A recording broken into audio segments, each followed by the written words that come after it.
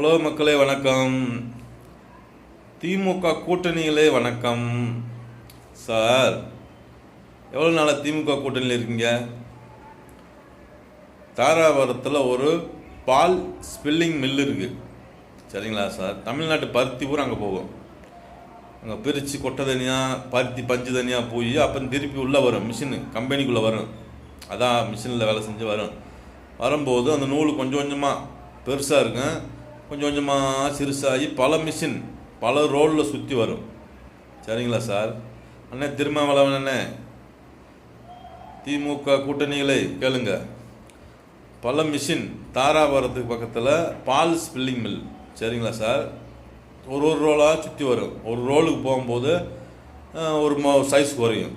இந்த மாதிரி பல மிஷின் இருக்குது, அதுக்குள்ளே பல பேர் வேலை பார்க்குறாங்க.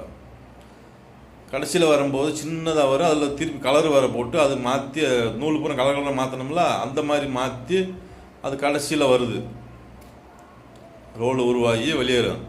அப்போ அவ்வளோ மிஷினுக்கு, அத்தனை மனிதர்களுக்கு கரண்ட் வேணுமா வேணாமா?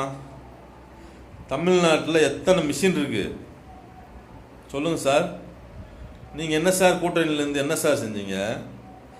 மக்களை ஜாதி கலவரத்தை சொல்லி தூண்டி விட்டு அடித்து மல்லு கட்டுறதே வேலையா? சொல்லுங்கள் சார். நேற்று சொல்கிறாரு யார், உதயநிதி சொல்கிறாரு, காசு கொடுத்தவங்கள கேட்டால் 3 வருஷம் தண்டனைண்டு. இது யாரை பாதிக்கும் சொல்லுங்கள் சார். அண்ணே திருமாவளவன் அண்ணே, ஏழைங்களை பாதிக்கும். இந்த மாதிரி ஒரு சட்டத்தை அவர் உருவாக்குறாரு. அவருக்கு மீடியாவில் ஒழுங்காக வேம பேசுனா பயம். வேம பேச தெரியாத உதயநிதி நேற்று பேசுகிறாரு 3 லட்ச ரூபா, அப்போ 3 வருஷத்துக்கு தண்டனைண்டு. நீ யார்? ஏழை மக்கள் காசு கொடுக்க மாட்டாங்க. அப்போ யாரை பாதிக்குது? ஏழை மக்கள் தானே பாதிக்குது. பொண்ணுக்கு சொத்து உரிமை கேட்டவர் கலைஞர் இன்னைக்கு ஒரு அண்ணன் தம்பி அக்கா தங்கச்சியோட சந்தோஷமா இல்லை. தமிழ்நாட்டில் ஒரு அண்ணன் தம்பி அக்கா தங்கச்சியோட ஒத்துமை இல்லை, அப்பா அத்தா ஒத்துமை இல்லை, பூரா சொத்துக்காக அடித்து ஒன்று கொண்டு அக்காக்கா பிரிஞ்சு நிற்கிறாங்க. இந்த மாதிரி செய்கிறது தான் திமுகவோடைய வேலையை. அவரோடு சேர்ந்துக்கிட்டு நாட்டை கெடுக்காதீங்க சார். நாங்களாம் ஒத்துமையாக இருக்கோம் சார். ஆப்பிள் நகர் மக்களுக்கு இந்து மக்கள் வேலை கொடுக்குறாங்க.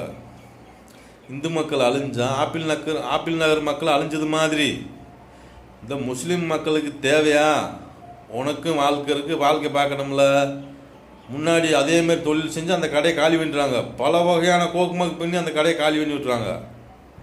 இது எனக்கு தெரியும் சார். நல்லா படிச்சிருக்கேன் சார். இன்னும் படிங்க, நீங்களும் படிங்க, நல்லா விசாரிங்க.